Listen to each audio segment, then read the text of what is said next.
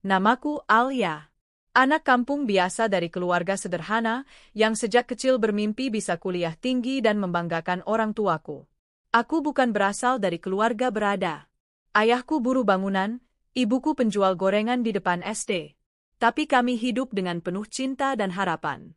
Sejak SMA, aku sudah dekat dengan Rian. Dia teman sekelasku, anak yang cerdas dan sangat perhatian.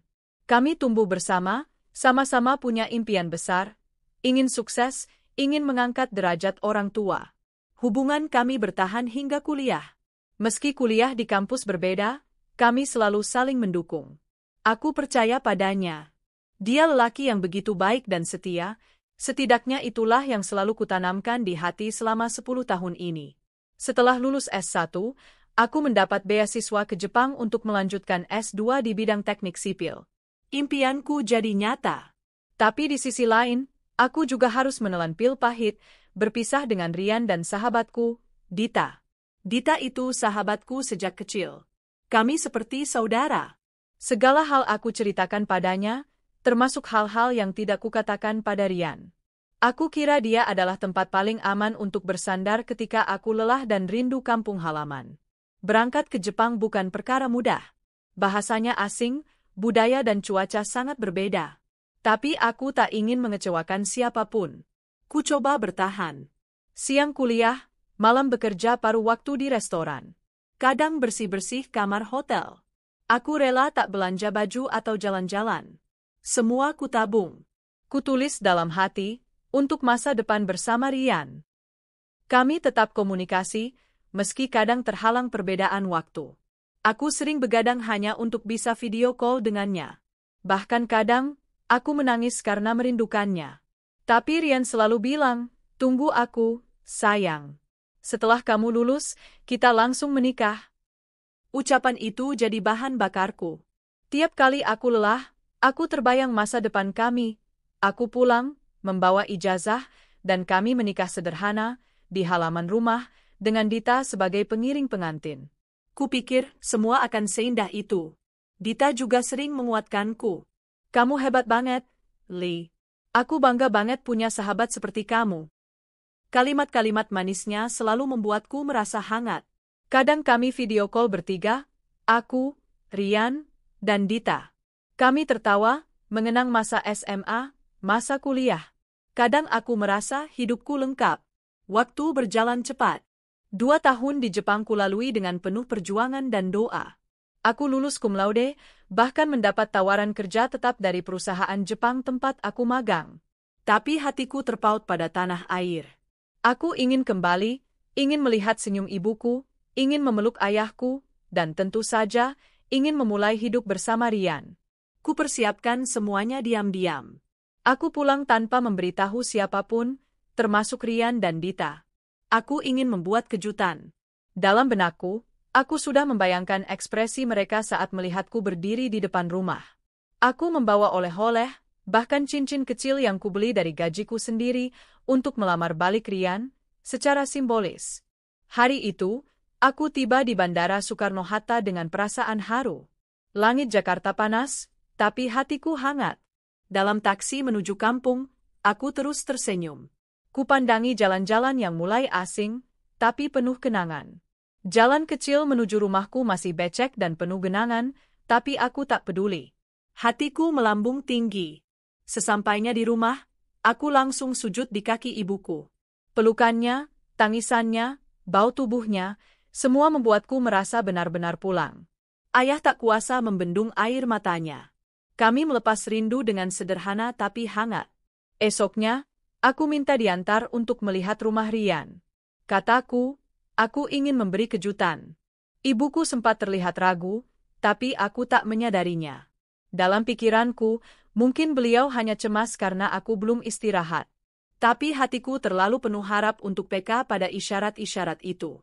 Sepanjang perjalanan, aku terus membayangkan wajah Rian. Apa dia akan memelukku? Atau menangis? Atau malah langsung melamarku? Aku tertawa sendiri. Dasar Alia, kayak sinetron aja, ucapku sambil bercermin. Namun, sesampainya di ujung jalan menuju rumah Rian, langkahku terhenti. Ada tenda pernikahan besar berdiri megah di halaman. Bunga-bunga segar menghiasi gerbang. Musik dangdut pelan terdengar dari arah dalam. Aku tertegun. Ada acara apa ya? Tanyaku pada ibu-ibu sekitar. Salah satu dari mereka menjawab santai, "Oh itu, Rian sama Dita nikah hari ini, Mbak. Akhirnya jodoh juga mereka." Darahku seperti berhenti mengalir. Dita? Rian? Mataku membelalak. Tanganku gemetar. Nafasku tercekat. "Mereka menikah?" Tanyaku pelan, hampir tak terdengar. "Iya, Mbak. Sayang ya kamu telah pulang, padahal kamu tuh dulu katanya pacarnya Rian." "Ya." Aku tak sanggup menjawab. Kaki ini lemas. Lututku hampir menyentuh tanah. Untungnya aku segera bersembunyi di balik pohon besar. Napasku tersengal. Air mata tak bisa kubendung lagi. Aku melihat Dita berjalan anggun dengan kebaya putih, menebar senyum, digandeng Rian yang tampak gagah dengan setelan jas hitam. Mereka, pasangan pengantin. Pengantin. Hari ini. Hari di mana aku pulang membawa cinta dan harapan. Hatiku remuk. Dunia runtuh di hadapanku. Tapi entah dari mana kekuatan itu datang, aku menghapus air mataku. Aku berdiri. Aku harus menghadapi mereka. Bukan sebagai wanita lemah yang ditinggal kekasih. Tapi sebagai Alia, perempuan tangguh yang berhasil menaklukkan dunia demi cinta dan tetap kuat meski cintanya dikhianati. Baiklah, Rian. Baiklah, Dita. Kalian akan lihat siapa yang sebenarnya kalah. Aku melangkah keluar dari balik pohon. Wajahku penuh tekad, air mataku sudah mengering. Hari itu, aku memutuskan pengkhianatan mereka tidak akan menghancurkanku, tapi justru membangkitkanku. Langkahku menuju tenda pernikahan itu terasa berat, seolah ada ribuan duri menusuk tiap inci tubuhku. Tapi hatiku lebih perih daripada itu. Di balik gaun dan riasan pengantin yang sempurna, berdiri dua manusia yang pernah paling kupercaya. Rian, lelaki yang kusebut masa depanku. Dan Dita, sahabat yang lebih kutuakan dari sekadar saudara. Saat aku mulai melewati kerumunan tamu, beberapa orang mulai memandangku dengan pandangan heran. Beberapa tampak terkejut, beberapa lain hanya bergumam pelan. Mereka mengenalku. Alia, si gadis pintar yang katanya tak pulang-pulang karena sibuk kuliah di Jepang. Dita yang sedang tersenyum pada tamu mendadak menghentikan langkahnya. Matanya bertemu denganku. Pucat, tangannya yang menggenggam bunga tampak bergetar. Tapi dengan cepat ia menutupinya dengan senyuman yang dipaksakan. Seolah tidak terjadi apa-apa. Seolah hari ini bukan hari pengkhianatan. "Oh, Alia," gumamnya kaget, nyaris tercekat. Aku menatapnya lurus-lurus. "Hai, Dit. Selamat ya. Kamu cantik sekali hari ini." Dita terdiam. Senyumnya masih terpampang, tapi mata itu tidak bisa berbohong. Ada kegugupan, ketakutan, dan rasa bersalah yang tak sanggup ia sembunyikan. Rian mendekat. Dia lebih sulit menyembunyikan keterkejutannya. Wajahnya seperti baru saja ditampar keras-keras oleh kenyataan. "Alia, kamu pulang," ucapnya pelan, suara gemetar. Aku menoleh padanya. "Iya, Rian. Baru tadi malam tiba. Sengaja nggak kasih kabar, ingin kasih kejutan." "Ternyata aku yang dikasih kejutan, ya?" Aku tertawa kecil. Tapi itu bukan tawa bahagia. Itu tawa getir yang hanya dimengerti oleh hati yang hancur. Rian tak bisa berkata apa-apa. Dita mencoba mencairkan suasana. "Kita bisa bicara nanti, ya? Ini acara masih." "Tak perlu, Dit. Aku nggak mau mengganggu kebahagiaan kalian. Aku cuma datang untuk mengucapkan selamat." "Aku pikir itu wajar dilakukan oleh seorang teman," jawabku, menahan gemuruh di dadaku. Tiba-tiba aku teringat akan sesuatu. Dari dalam tas, aku mengeluarkan undangan seminar internasional tempat aku menjadi pembicara mewakili kampus dan perusahaan konstruksi Jepang tempatku bekerja. Ada juga sertifikat penghargaan dan selebaran beasiswa yang kumenangkan. Aku pikir, kalian perlu tahu bahwa meskipun aku jauh, aku nggak pernah berhenti berjuang. Aku dapat penghargaan ini bulan lalu. Dan bulan depan, aku akan mewakili Indonesia dalam konferensi arsitektur Asia di Seoul, kataku sambil menyerahkan berkas-berkas itu kepada mereka. Para tamu mulai memperhatikan. Beberapa mendekat, bertanya dengan kagum. Wah, ini Alia ya? Yang dulu dapat beasiswa Jepang. Iya, benar, ini Alia. Saya lihat namanya di berita kampus luar negeri. Ya Allah, bangga banget lihat anak kampung bisa sampai ke sana. Rian terdiam. Dita pun menunduk. Mereka tak menyangka aku akan muncul dengan begitu, menyala. Di hari mereka kira aku akan pulang dan menangis melihat pengkhianatan, aku justru datang dengan kepala tegak, mata tajam, dan pencapaian yang tak bisa mereka sangkal. Aku cuma ingin bilang, terima kasih ya, karena kalian membuatku belajar banyak. Belajar siapa yang tulus, siapa yang menusuk dari belakang. Tapi di atas semua itu, aku bersyukur pernah mengenal kalian, ucapku dengan tenang. Lalu, aku membalikkan badan dan berjalan pergi. Tidak lari, tidak tersungkur, tapi dengan langkah mantap dan punggung tegak. Di balik gerbang tenda, air mataku kembali menetes. Tapi kali ini bukan karena sedih, melainkan karena aku akhirnya melepaskan dua orang yang selama ini hanya menjadi beban. Aku sudah menyelesaikan bagian paling sulit, mengucap selamat pada mereka yang menghancurkan hatiku. Sesampainya di rumah, ibuku langsung memelukku erat. Beliau tahu, tanpa perlu aku ceritakan. Nggak usah nahan, nak, nangis aja, katanya lembut. Dan aku pun menangis dalam pelukannya. Untuk pertama kalinya sejak aku tahu pengkhianatan itu, aku menangis seperti anak kecil. Tapi setelah itu, aku merasa lebih ringan, lebih bebas. Hari-hari berikutnya, aku mulai menerima undangan dari berbagai universitas di Indonesia. Beberapa perusahaan juga mulai menghubungiku. Mereka ingin menjadikanku konsultan proyek pembangunan nasional. Aku tahu, aku bisa memilih tinggal di luar negeri dan hidup nyaman. Tapi aku ingin membangun negeri ini. Aku ingin menunjukkan, meski aku perempuan, aku bisa berdiri sejajar dengan siapapun. Satu demi satu media lokal menulis tentangku. Artikel-artikel mulai menyebut namaku sebagai insinyur muda yang sukses di luar negeri dan kembali untuk membangun desa. Rian dan Dita pasti tahu. Mereka pasti membaca. Mereka pasti melihat foto-fotoku di media sosial dan artikel daring.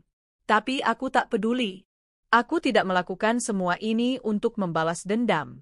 Aku melakukannya untuk diriku sendiri. Beberapa bulan kemudian, aku diundang menjadi pembicara tamu di universitas tempat dulu Rian kuliah. Saat aku berdiri di panggung auditorium, aku melihat Rian di barisan belakang. Dia menatapku dengan tatapan kosong. Setelah acara selesai, dia mendekatiku. Alia, boleh bicara sebentar? Aku menoleh, mengangguk pelan. Kami duduk di bangku taman kampus, tempat yang dulu sering jadi tempat kami menghabiskan waktu. Aku salah. Aku tahu, aku pengecut. Aku dan Dita, awalnya cuma saling curhat karena kamu jauh. Lalu tanpa sadar, semuanya berubah. Tapi aku tahu itu salah. Rian, potongku lembut. Kamu tidak perlu menjelaskan apapun. Yang kamu dan Dita lakukan sudah cukup menjelaskan segalanya. Tapi aku nyesal. Sungguh. Penyesalanmu bukan urusanku. Kamu sudah memilih. Dan aku juga sudah memilih untuk memaafkan, meskipun aku tak akan pernah lupa. Dia menunduk. Wajahnya penuh rasa bersalah. Aku hanya ingin bilang, terima kasih karena pernah jadi bagian dari hidupku. Tapi kisah kita sudah selesai. Sudah lama selesai, Rian. Hanya aku saja yang terlalu keras kepala menolaknya. Aku berdiri, menatapnya untuk terakhir kali. Selamat menjalani hidupmu, Rian. Aku akan menjalani hidupku juga, dengan lebih baik. Hari itu, aku benar-benar melepaskan semuanya. Aku tak lagi menyimpan dendam. Karena aku sadar, balas dendam terbaik bukan dengan menyakiti. Tapi dengan membuktikan bahwa aku bisa bahagia tanpa mereka. Dan itulah yang kulakukan. Aku terus berkarya, membangun desa-desa terpencil bersama timku. Menginspirasi banyak perempuan muda untuk berani bermimpi setinggi mungkin. Dan suatu hari nanti, ketika mereka melihatku berdiri di atas panggung dunia, mereka akan tahu bahwa perempuan yang mereka hianati telah menjelma jadi perempuan yang tak bisa dikalahkan. Hari-hari berlalu dengan cepat sejak aku memutuskan kembali ke tanah air. Meski sempat gamang, Aku tak membiarkan diriku terpuruk terlalu lama. Dunia tak berhenti berputar hanya karena hatiku pernah hancur. Justru luka itu menjadi bahan bakar paling kuat yang mendorongku untuk berdiri lebih tinggi. Setelah beberapa bulan bekerja sebagai konsultan pembangunan di berbagai proyek pemerintah daerah, aku mulai dilirik oleh investor asing yang tertarik mengembangkan pembangunan berkelanjutan di pedesaan. Mereka kagum pada gagasanku yang sederhana, membangun desa berbasis kearifan lokal tapi dengan teknologi modern yang ramah lingkungan. Aku diberi kebebasan penuh untuk memimpin sebuah proyek besar di tanah kelahiranku sendiri, membangun kawasan edukasi dan ekowisata yang juga memberdayakan masyarakat lokal. Aku menyebutnya Kampung Harapan. Salah satu lokasi proyek berada tak jauh dari desa tempatku dan Dita tumbuh. Ironisnya, rumah Dita dan Rian kini hanya berjarak beberapa kilometer dari pusat proyek. Tentu saja, ini bukan disengaja. Tapi semesta seolah ingin memberi pelajaran bahwa dunia itu kecil, dan tak seorang pun bisa lari dari kenyataan. Suatu pagi saat aku meninjau lokasi pembangunan, seorang wanita muda menghampiriku. Wajahnya tampak kelelahan dan mata sembab. Tapi sorot matanya menyimpan harapan. "Bu Alia? Saya dengar ibu yang memimpin proyek ini," tanyanya ragu. Aku tersenyum. "Iya, benar. Ada yang bisa saya bantu?" "Saya Rini, warga sini. Suami saya buruh bangunan. Kami dengar proyek ini butuh tenaga kerja lokal." Aku mendengarkan ceritanya. Ia dan suaminya sedang kesulitan ekonomi. Pekerjaan tidak menentu, anak mereka masih kecil dan butuh biaya sekolah. Mereka ingin bekerja di proyek ini, apapun pekerjaannya. Tanpa banyak bicara, aku langsung menghubungi koordinator lapangan. "Pastikan suami Bu Rini bisa mulai bekerja minggu ini. Dan untuk Ibu Rini, kami juga ada pelatihan keterampilan minggu depan. Silakan ikut, nanti bisa ditempatkan di pusat kerajinan." Air matanya menetes. Ia menggenggam tanganku dengan erat. "Terima kasih, Bu. Kami nggak tahu harus bilang apa." Aku hanya tersenyum. Dalam hati, aku sadar, inilah alasan kenapa aku kembali. Bukan untuk sekadar membuktikan diri, tapi untuk membantu mereka yang selama ini tak punya suara. Sore itu, aku duduk di beranda kecil kantor lapangan proyek. Angin lembut meniup rambutku yang tergerai. Pandanganku jatuh ke arah jalanan kecil yang mulai ramai. Sejak proyek dimulai, desa ini hidup kembali. Warung-warung buka, anak-anak tertawa, dan warga bersemangat mengikuti pelatihan. Namun ketenangan itu tiba-tiba terusik saat kulihat sosok wanita mendekat. Ia berjalan dengan langkah pelan, seolah ragu-ragu. Tapi wajah itu, aku sangat mengenalnya. Dita. Dia berdiri beberapa meter dariku. Menatapku, lalu menunduk. Perlahan, ia berjalan mendekat. "Alia, boleh aku bicara?" Suaranya nyaris berbisik. Aku mengangguk. "Silakan duduk." Kami duduk bersebelahan. Tak ada kata selama beberapa saat, hanya desir angin dan suara serangga sore yang menjadi latar. "Aku tahu aku tak berhak datang," ucapnya akhirnya. "Tapi aku nggak bisa diam saja melihat semua ini." Aku menoleh pelan. "Melihat apa, Dit?" "Melihat kamu berdiri setinggi ini, sementara aku malah makin jatuh." Aku mengernyit. "Apa maksudmu?" Dita menarik napas panjang. "Rian, dia berubah. Setelah menikah, dia jadi keras kepala, egois, dan dingin. Katanya karena stres kerja, tapi dia juga mulai sering pulang malam, bahkan pernah tak pulang 2 hari. Aku takut dia selingkuh lagi. Tapi siapa aku untuk protes? Aku juga pernah merebut seseorang yang bukan milikku." Aku diam. Tak tahu harus menjawab dengan simpati atau sekadar mengangguk datar. "Alia, aku iri padamu. Bukan karena hartamu, bukan karena proyekmu. Tapi karena kamu bisa tetap kuat, tetap anggun, tetap tegar. Sementara aku bahkan tak bisa tidur tanpa menangis malam-malam." Aku akhirnya bicara, tenang tapi tegas.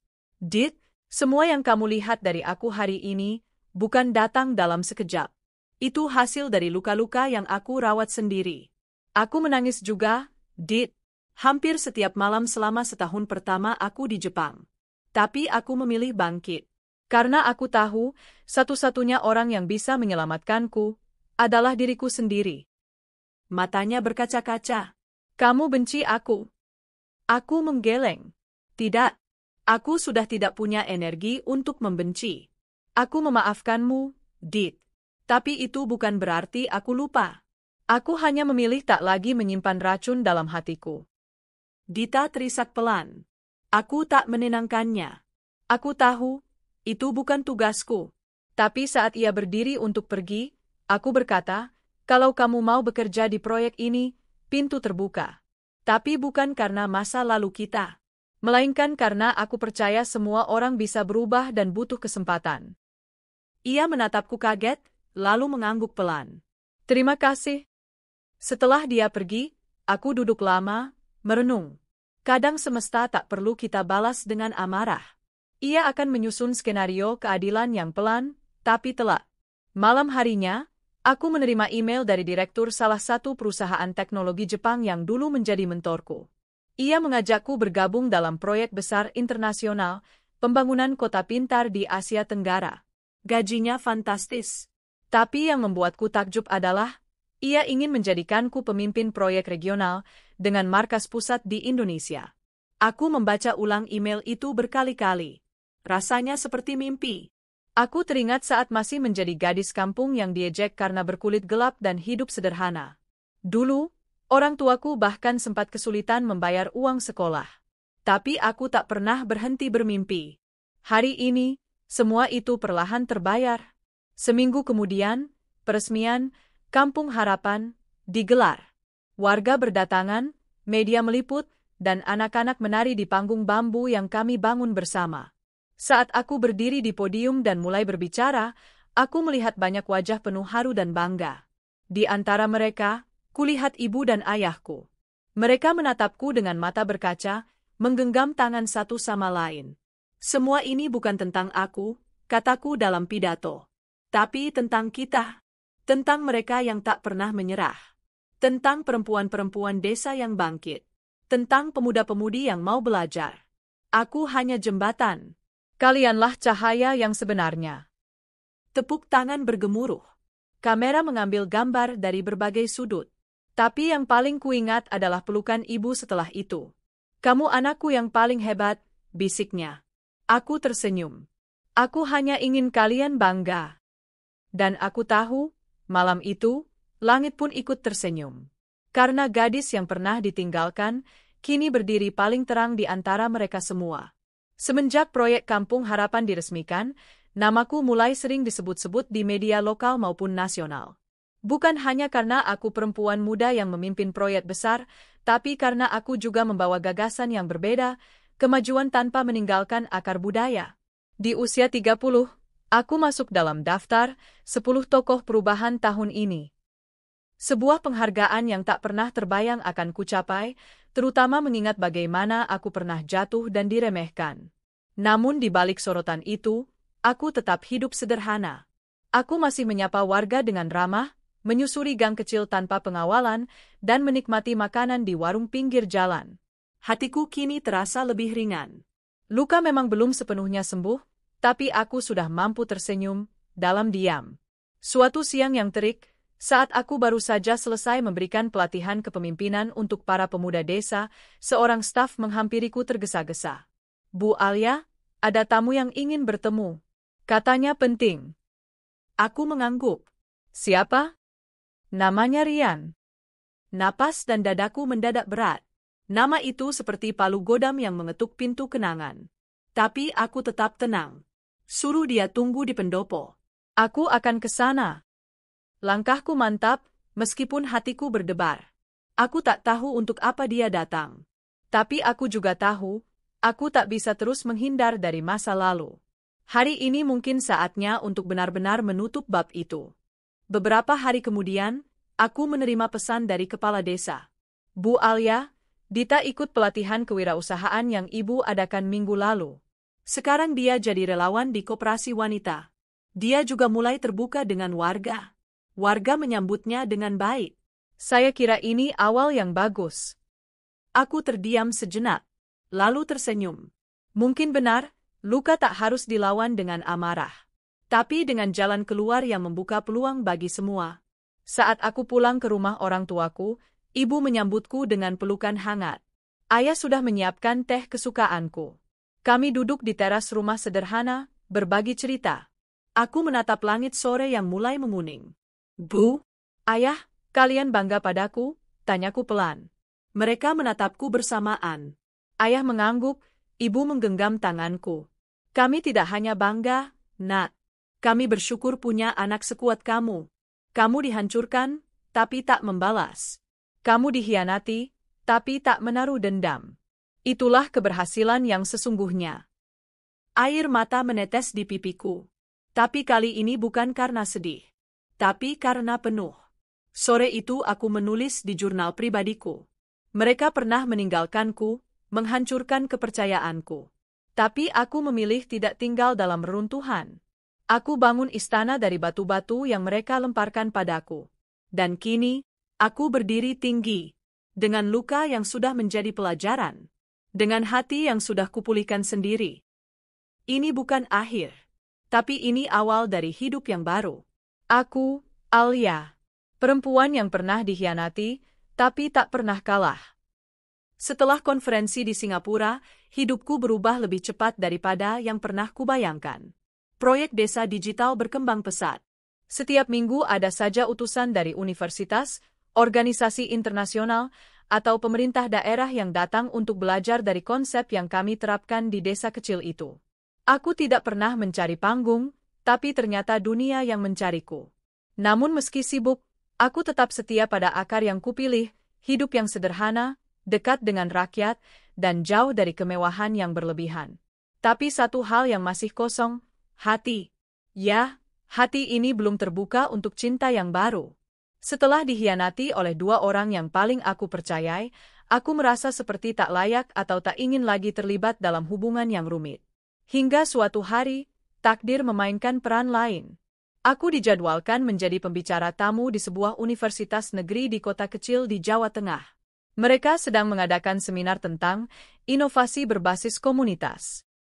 Pihak rektorat menyambutku dengan sangat hangat. Saat aku turun dari mobil, seorang pria dengan jas hitam dan kemeja putih berdiri di dekat pintu aula. Tinggi, berwajah teduh, dan mengenakan kacamata bulat yang membuatnya tampak serius tapi ramah. Dia menyambutku sambil tersenyum. Selamat datang, Bu Alia. Saya Dimas, dosen teknik lingkungan di sini. Saya yang akan mendampingi ibu selama di kampus. Aku membalas senyumannya. Terima kasih, Pak Dimas. Senang bisa berbagi di sini. Sepanjang acara, kami berdiskusi banyak. Dimas bukan hanya pintar, tapi juga punya pandangan yang nyaris serupa denganku soal pembangunan, membumi, berbasis nilai lokal, dan berkelanjutan.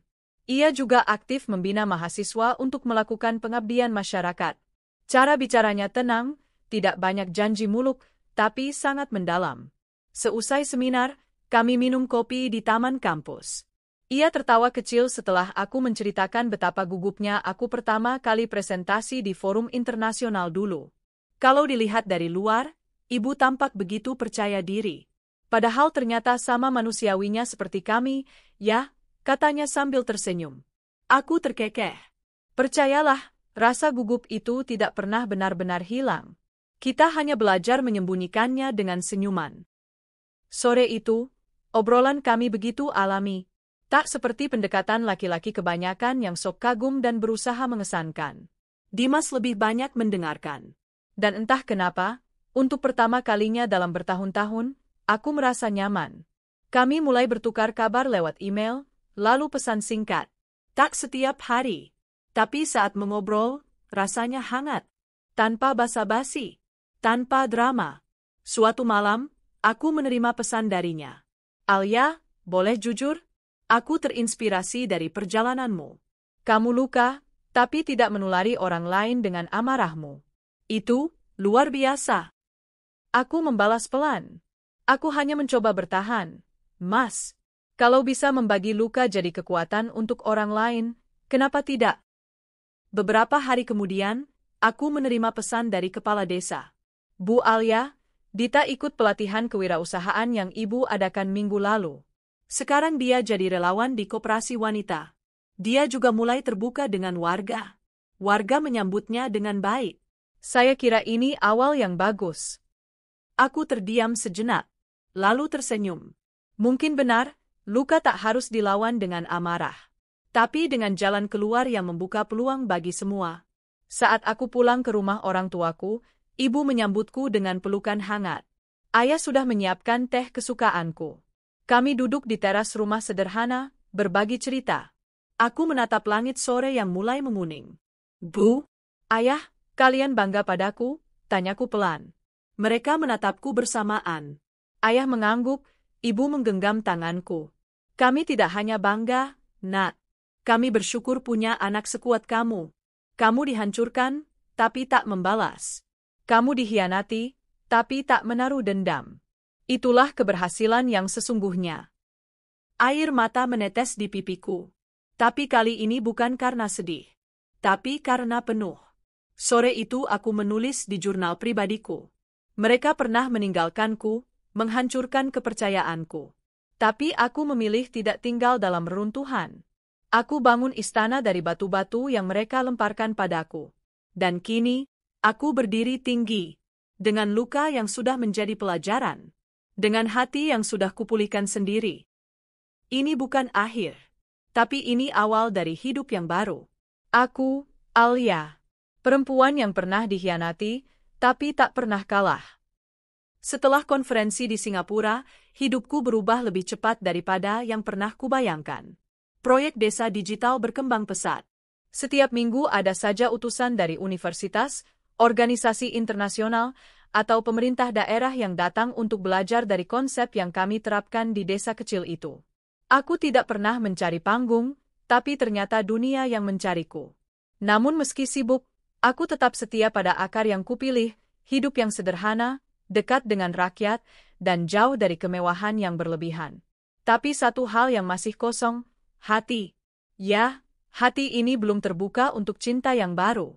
Setelah dikhianati oleh dua orang yang paling aku percayai, aku merasa seperti tak layak atau tak ingin lagi terlibat dalam hubungan yang rumit. Hingga suatu hari, takdir memainkan peran lain. Aku dijadwalkan menjadi pembicara tamu di sebuah universitas negeri di kota kecil di Jawa Tengah. Mereka sedang mengadakan seminar tentang inovasi berbasis komunitas. Pihak rektorat menyambutku dengan sangat hangat.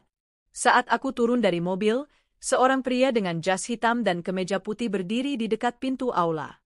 Tinggi, berwajah teduh, dan mengenakan kacamata bulat yang membuatnya tampak serius tapi ramah. Dia menyambutku sambil tersenyum. Selamat datang, Bu Alia. Saya Dimas, dosen teknik lingkungan di sini. Saya yang akan mendampingi Ibu selama di kampus. Aku membalas senyumannya. Terima kasih, Pak Dimas. Senang bisa berbagi di sini. Sepanjang acara, kami berdiskusi banyak.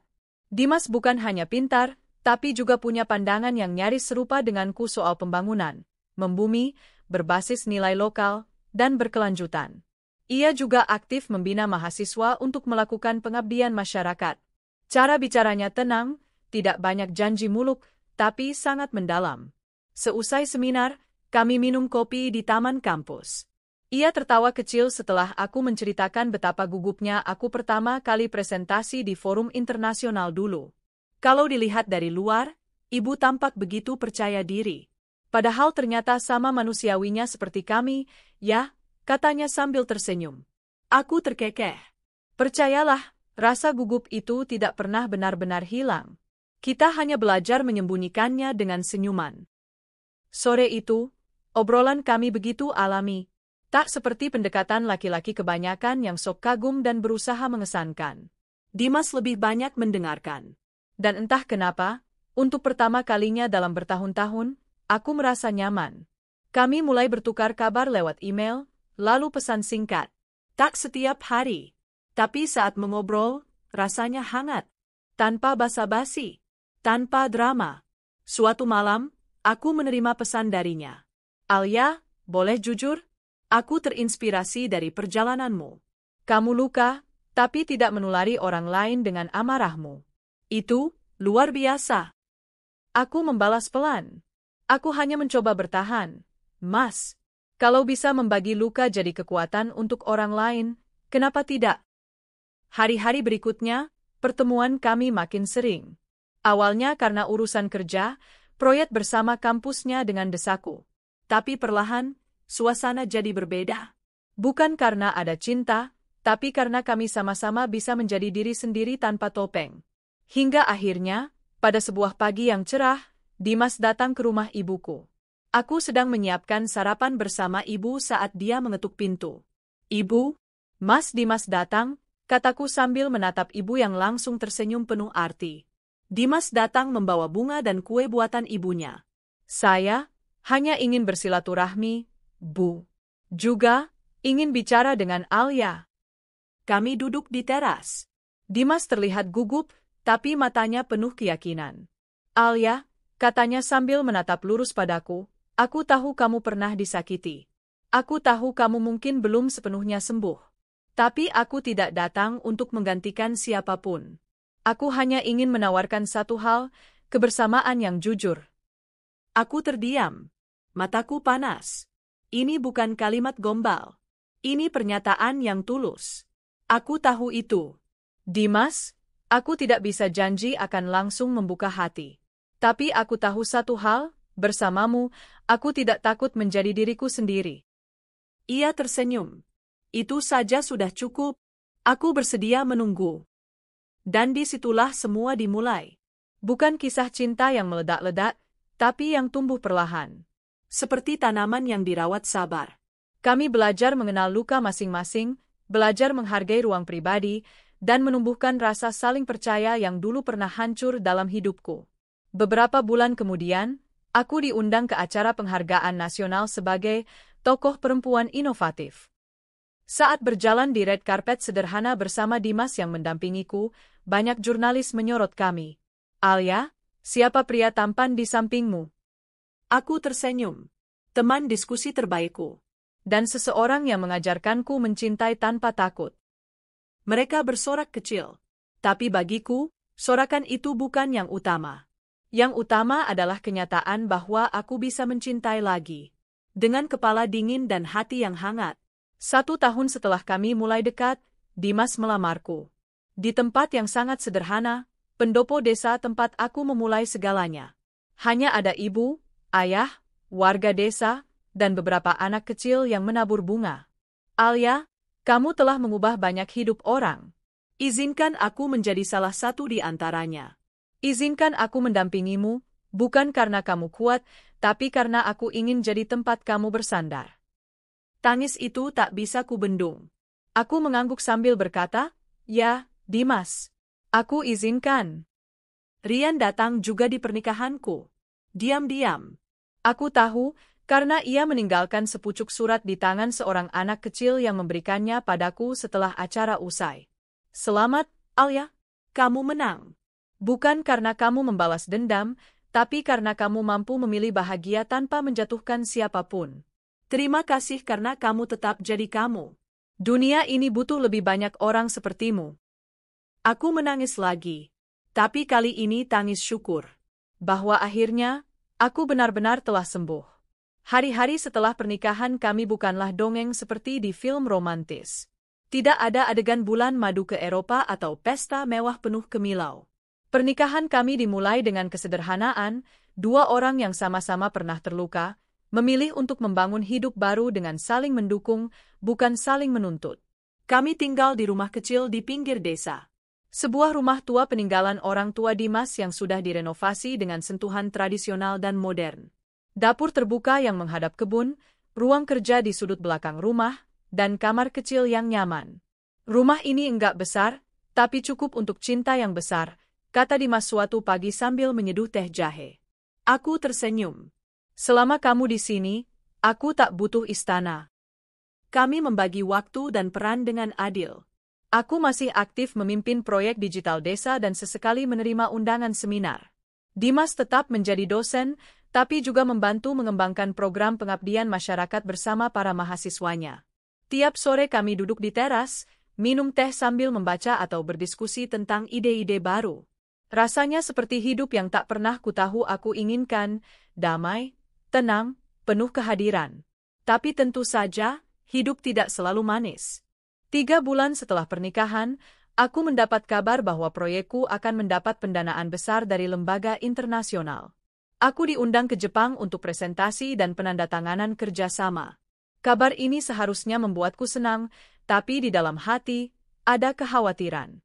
Aku teringat masa lalu, tentang bagaimana jarak bisa merusak cinta, tentang pengkhianatan yang dimulai saat aku juga pergi ke luar negeri dulu. Aku takut, Mas, kataku malam itu di ruang makan, setelah menyampaikan undangan resmi dari Tokyo. Dimas mengangkat wajahnya, menatapku dalam. Takut apa, Alia? Takut mengulang kesalahan. Takut ditinggal atau meninggalkan. Ia menggenggam tanganku. Alia, aku bukan Rian. Dan kamu bukan kamu yang dulu. Kita ini bukan cinta yang terbang di awan, kita cinta yang bertahan di tanah. Kita kuat, karena kita jujur. Mataku berkaca-kaca.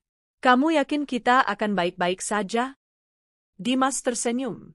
Aku yakin, karena kita akan selalu saling bicara. Kita bukan dua orang yang hanya saling menunggu, tapi dua orang yang saling berjalan. Dan seperti itu, aku berangkat ke Jepang. Kali ini tanpa beban, tanpa tangisan di bandara. Dimas mengantarku sampai pintu imigrasi dengan pelukan hangat dan kata-kata yang melekat. Jangan khawatir soal rumah. Rumah akan selalu menunggumu kembali, bukan dalam bentuk bangunan, tapi dalam bentuk seseorang yang mencintaimu. Di Jepang, aku berhasil. Presentasiku disambut hangat, kerja sama ditandatangani, dan media menyoroti perjuangan seorang perempuan muda dari desa kecil yang kini diundang ke forum dunia. Saat aku kembali ke Indonesia, Dimas sudah menyiapkan kejutan. Sebuah makan malam sederhana di teras rumah dengan lilin dan bunga melati yang tersebar di meja. Ia tidak memelukku berlebihan, tapi matanya berkata segalanya. Ia bangga. Selamat pulang, Bu Direktur Internasional. Tandanya, aku tertawa sambil menangis. Aku pulang, Mas. Ke tempat yang tak pernah berubah mencintaiku. Tapi kebahagiaan kami kembali diuji. Sore itu, aku sedang menjemur pakaian ketika seorang tamu tak terduga datang. Seorang perempuan dengan pakaian mewah, kacamata hitam mahal, dan parfum menyengat. Assalamualaikum, katanya. Aku menoleh. Dad, air mukaku berubah. Sarah, tanyaku, nyaris berbisik. Ia melepas kacamatanya dan tersenyum sinis. Lama tak bertemu, Alia. Sarah, teman karibku yang dulu menikahi Rian diam-diam, kini berdiri di depan rumahku, dengan wajah penuh kesombongan. Apa kabar? Tanyanya sambil berjalan masuk tanpa aku persilakan. Aku berdiri di tempatku. Silakan duduk, kalau mau bicara. Kami duduk di ruang tamu yang sederhana. Ia melihat sekeliling lalu berkata, kamu tinggal di sini? Ini sangat kecil dibanding pencapaianmu. Aku tersenyum tipis. Rumah ini cukup untuk aku dan suami. Kami tidak menilai kebahagiaan dari luasnya tembok. Sarah mendengus kecil. Aku dengar kamu menikah dengan dosen biasa. Kamu masih menolak hidup mewah, ya? Aku menatapnya tajam. Aku menolak hidup palsu. Ia terdiam sejenak. Aku datang bukan untuk ribut, Alia. Aku hanya ingin tahu. Kamu benar-benar tidak marah padaku dulu. Aku menghela napas. Dulu marah. Sakit hati, hancur, bahkan ingin membalas. Tapi waktu mengajarkan bahwa memaafkan itu bukan untuk mereka, tapi untuk aku sendiri. Supaya aku bebas. Sarah menunduk. Suaranya mulai lirih. Kamu tahu, Rian mencarimu waktu kamu di Jepang. Katanya dia menyesal. Aku menatap matanya. Aku tidak butuh penyesalannya. Aku sudah selesai dengan masa lalu. Dan aku bahagia sekarang. Ia berdiri. Maaf kalau kedatanganku membuatmu tidak nyaman. Aku berdiri juga dan mengantarnya ke depan. Sebelum masuk ke mobil mewahnya, ia berbalik. Kamu menang, Alia. Tapi bukan karena kamu jadi lebih sukses, tapi karena kamu tetap jadi dirimu sendiri. Malamnya aku ceritakan semuanya pada Dimas. Ia mendengarkan dengan tenang, lalu berkata, aku tahu kamu masih harus menutup beberapa luka yang lama. Tapi hari ini kamu membuktikan bahwa kamu sembuh. Tidak semua orang bisa berdiri tenang di depan masa lalunya. Aku tersenyum padanya, memeluknya erat. Kamu tahu, Mas? Kadang aku merasa pernikahan ini adalah keajaiban kecil dalam hidupku. Dimas memeluk balik. Karena kamu layak mendapatkannya. Tahun berganti. Rumah kecil kami makin ramai. Ada anak-anak desa yang sering datang untuk belajar komputer. Ada mahasiswa yang menginap untuk penelitian. Bahkan ibu-ibu desa membentuk koperasi sendiri. Dan pagi itu, aku berdiri di dapur dengan wajah mual-mual. Dimas langsung panik. Kamu sakit? Aku menatapnya dan berkata pelan, Mas, kayaknya aku hamil. Wajahnya berubah seketika, matanya membesar, lalu meneteskan air mata tanpa sadar. Serius? Aku mengangguk sambil menahan tawa. Ia mengangkat tanganku dan mencium keningku lama. Alia, terima kasih. Terima kasih sudah hadir di hidupku. Dan hari itu, kami menangis bersama, tapi bukan karena luka masa lalu. Tapi karena harapan masa depan. Kami tak butuh pembuktian lagi. Hidup kami sudah cukup, karena kami memilih untuk saling menyembuhkan, bukan saling menyiksa. Aku tak pernah menyangka bahwa dari reruntuhan hati yang patah, aku bisa membangun rumah baru yang hangat. Dan kini, rumah itu akan segera berisi tawa seorang bayi. Aku tidak membalas mereka dengan dendam. Aku membalas mereka dengan kesuksesan. Tapi lebih dari itu, aku membalas mereka dengan kebahagiaan yang tulus. Suasana rumah kami terasa berbeda pagi itu. Langit begitu cerah, dan burung-burung di pekarangan bernyanyi seakan tahu hari ini adalah hari yang istimewa. Aku berdiri di depan cermin kamar, menatap pantulan perutku yang membuncit.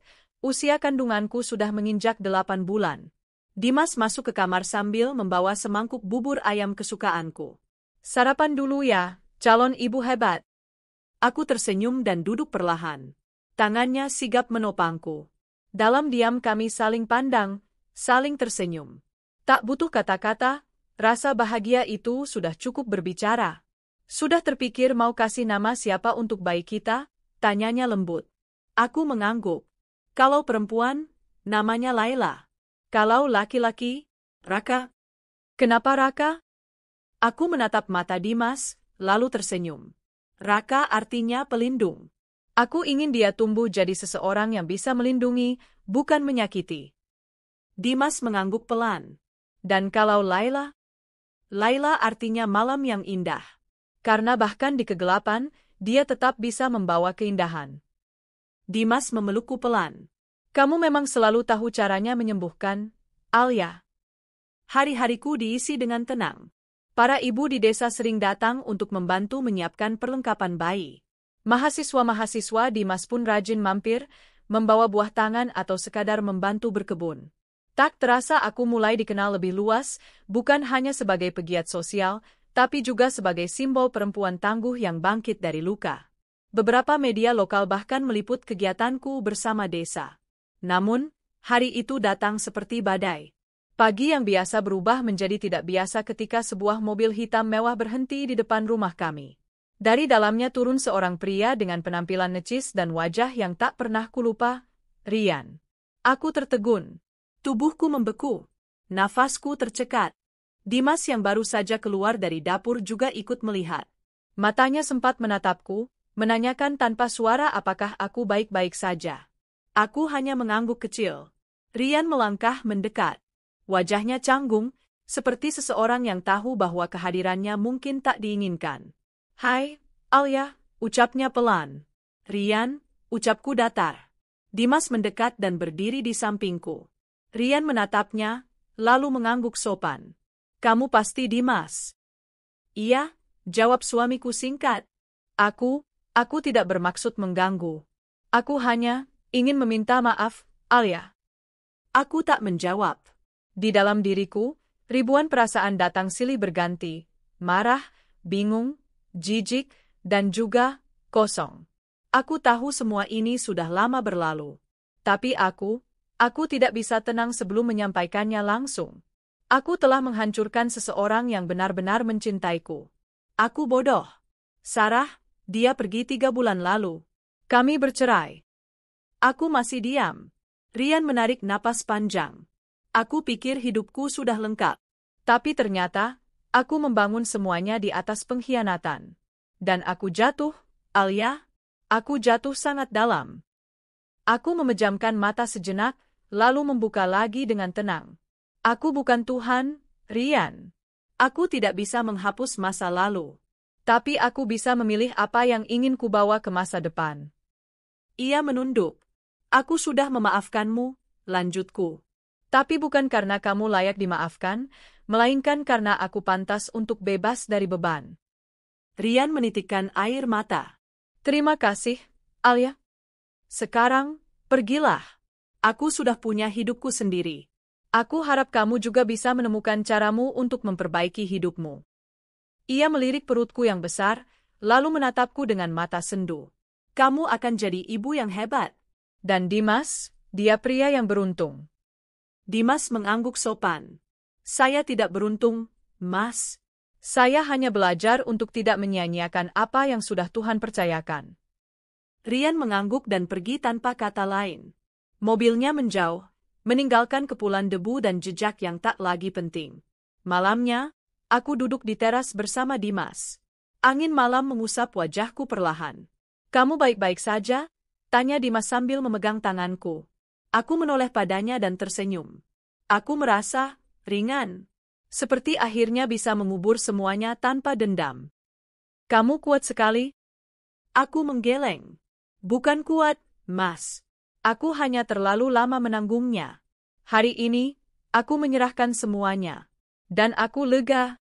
Beberapa minggu kemudian, saat pagi mulai merekah, kontraksi pertamaku datang. Dimas segera mengantar ke rumah bersalin terdekat. Prosesnya panjang, melelahkan, dan penuh peluh. Tapi ketika tangis bayi kecil itu terdengar untuk pertama kalinya, aku menangis lebih kencang.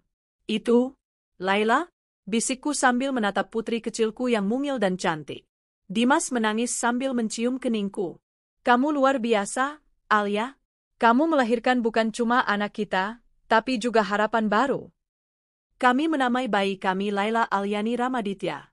Nama itu berarti malam yang indah penuh keteguhan dan cahaya.